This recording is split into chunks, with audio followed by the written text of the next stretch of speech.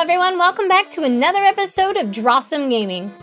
Since this is the first month of Drawesome Gaming's new launch, we're going to talk about some firsts. Since I lightly mentioned it last week's episode, today's subject is my first video game. The subject of this topic is basically a staple to the feverish passion I have for a certain franchise. I bet you'll never guess which one. Did you guess Legend of Zelda? Nice! As stated in last week's episode, I was very fortunate to get my start in gaming really early. This was all thanks to having a father and an older brother who openly supported my interest in watching them play games in the living room. I was very entertained by watching them controlling characters and timing jumps and using super flashy moves and combos.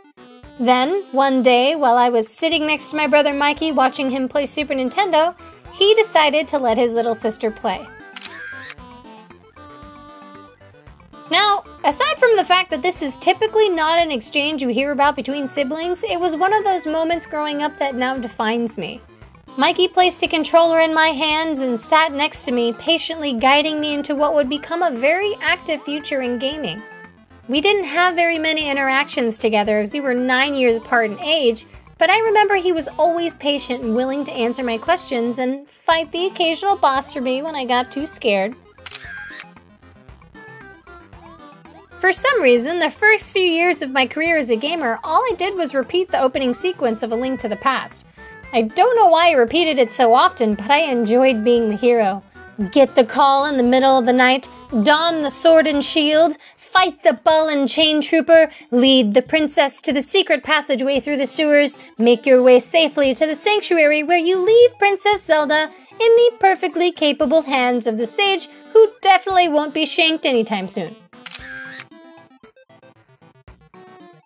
My sense of exploration and discovery were immediately put into motion on my first visit to Kakariko Village. As a lot of you know, if you hit one of the cuckoos enough times, you'd eventually piss one off so much that you get swarmed relentlessly until you either entered a building or died. This was my first time experiencing an Easter egg in a game. After that, my curiosity had me experimenting with running into everything with Pegasus boots, tossing magic dust on everything, and tugging on Mario portraits. No stone left unturned. Hello, Rupee Room. One of the greatest aspects to A Link to the Past is the amazing composition work by Koji Kondo. The ability to create music that perfectly encapsulates those pivotal moments is seriously a magical gift, and I am in constant awe of how timeless his work is. In fact, the moment that I heard the Great Fairy's Fountain theme from the Legend of Zelda 25th Anniversary Special Orchestra CD, I knew with absolute certainty that that would be the song I would walk down the aisle to when I got married. It's gonna be so amazing. I tear up when I think about it.